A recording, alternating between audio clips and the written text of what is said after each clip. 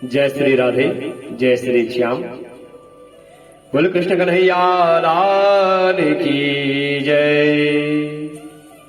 बाल मुकुंद भगवान की जय।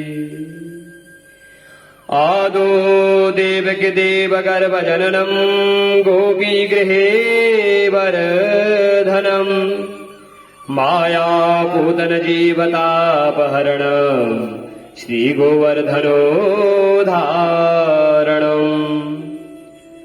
कंसाच्छेदन कौरवादिहननम कुंती सुता पालनम श्रीमद्भागवतम पुराण कथितम श्री कृष्ण लीलामृतम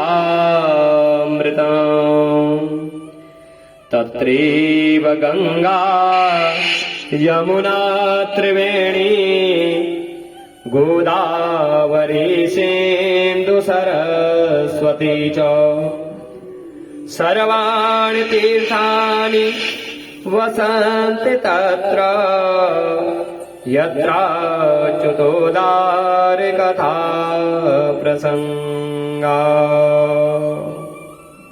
बोल कृष्ण कन्हैया लाल की जय। बाल मुकुंद भगवान की जय। बंधुओं, सादर प्रणाम। जय श्री राधे। मैं पंडित रविशंकर शास्त्री आज आपके समक्ष पाप मोचनी एकादशी व्रत कथा लेकर आया हूं, जो कि चैत्र मास कृष्ण पक्ष एकादशी को किया जाता है। जो व्रत समस्त पापों का प्रक्षालन करता है। जीवन में हर मनुष्य से कभी न कभी कोई न कोई पाप हो ही जाता है।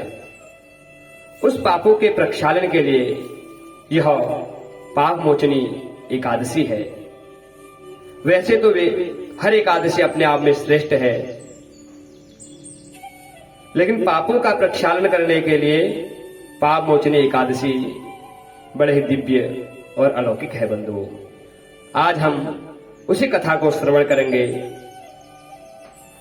तो आए बड़े भाव से उस चैत्र कृष्ण पक्ष में आने वाली पाप मोचनी एकादशी व्रत को श्रवण करते हैं।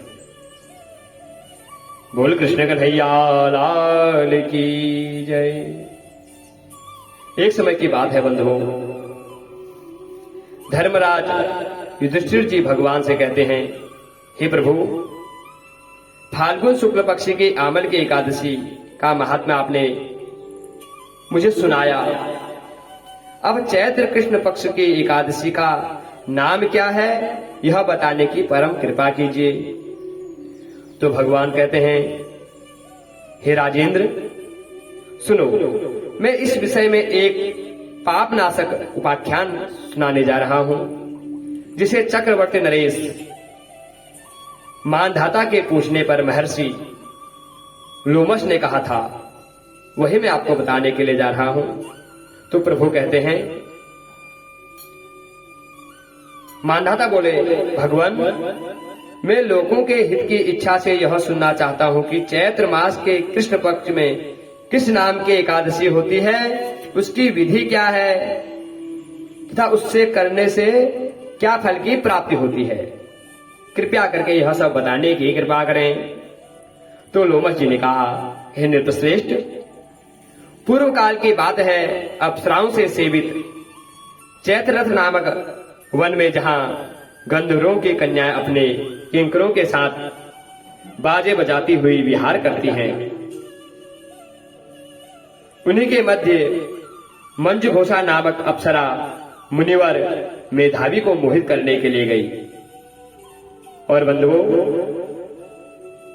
वे महर्षि उसी वन में रहकर ब्रह्मचर्य का पालन करते थे। मंजुघोषा मुनि के भय से आश्रम से एक कोस दूर ही ठहर गई और सुंदर ढंग से वीणा बजाती हुई मधुर गीत गाने लगी। मुनिश्रेष्ठ मेधावी घूमते हुए उधर जा निकले और उस सुंदरी अप्सरा को इस प्रकार गान करते देख सेना सहित कामदेव से परास्त होकर बरबस मोह के वशीभूत हो गए और मुनि की ऐसी अवस्था देख मंजू घोषा उनके समीप आई और वीणा नीचे रखकर उनका आलिंगन करने लगी। मेधावी भी उसके साथ रमण करने लगे। कामवश रमण करते हुए उन्हें रात और दिन का भान ही नहीं रहा कि कितने रात बीत गए, कितने दिन बीत गए। इस प्रकार मुनि जनोचित सदाचार का लोप करके अप्सरा के साथ रमण करते हुए उन्हें बहुत दिन व्यतीत हो गए थे। मंजू घोषा देवलोक में जाने के तैयार हुई। एक दिन मंजू घोषा ने कहा कि मैं अब देवलोक को जाती हूँ। जाते समय उसने मुनिश्रेष्ठ मेधावी से कहा, ब्राह्मण, अब मुझे अपने देश जाने की आज्ञा दीजिए।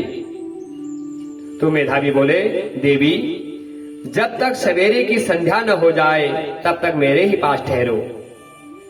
तो अप्सरा कहती है, विप्रवर, अब तक न जाने कितनी संध्या चली गई, मुझ पर कृपा करके बीते हुए समय का विचार तो कीजिए।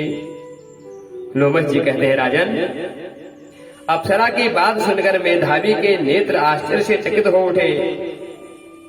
उस समय उनको बीते हुए कितने दिन हो गए थे महाराज? 57 वर्ष पूरे हो गए थे रमण करते हुए अप्सरा के साथ। उसे अपनी तपस्या का विनाश करने वाली जानकर मुनि को उस पर क्रोध आ गया। उन्होंने श्राप दे दिया, हे पापिनी, तू पिशाची हो जा, तू राक्षसी हो जा। मुनि के साप से दग्ध होकर वह विनय से नतमस्तक हो बोली, हे विप्रवर, मेरे साप का उद्धार कीजिए। 7 वाक्य बोलने या 7 पद साथ साथ चलने मात्र से ही सत्पुरुषों का साथ मैत्री हो जाती है, मित्रता हो जाती है। मात्र जो है किसी के साथ हम 7 कदम चल देते हैं या 7 वाक्य किसी से बोल देते हैं तो उसी के साथ हमारी मित्रता हो जाती है। तो हे ब्राह्मण, मैं तो आपके साथ अनेक वर्ष व्यतीत कर चुकी हूँ, अतः स्वामित्व मुझ पर कृपा कीजिए। तो मुनि बोले, हे भद्रे, मेरी बात सुनो, यह साप से उद्धार करने वाली है। जो बात मैं तुम्हें बताने जा रहा हूँ ये साप से मुक्ति देने वाली है। तो अप्सरा कहते, क्या करूं? तुमने मेरी बहुत बड़ी तपस्या नष्ट कर डाली है।